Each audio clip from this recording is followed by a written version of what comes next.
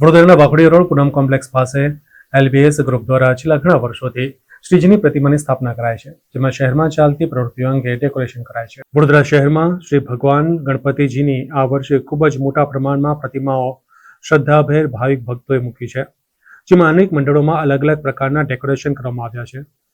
જ્યારે શહેરના વાઘોડિયા રોડ પૂનમ કોમ્પ્લેક્સ પાસે એલબીએસ ગ્રુપ દ્વારા ભ્રષ્ટાચાર રૂપે રાક્ષસ જેને ભગવાન ગણેશજી વધ કરી રહ્યા છે, જેમાં શહેરમાં થયેલ પૂરની પરિસ્થિતિમાં થયેલ ભ્રષ્ટાચાર અંગે પ્રકાશિત કરતા ફોટાઓ પણ મૂકવામાં આવ્યા છે।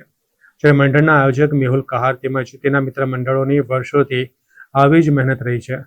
જ્યારે ગતરોજ સીપીએલ કંપનીના સંચાલક પિયુષભાઈ તેમજ કટિબંધ ન્યૂઝ ચેનલ તેમજ પેપરના માલિક જીતેન્દ્રભાઈ શ્રીવાસ્તવને પ્રભુની આરતી ઉતારવા આમંત્રિત કરાયા હતા।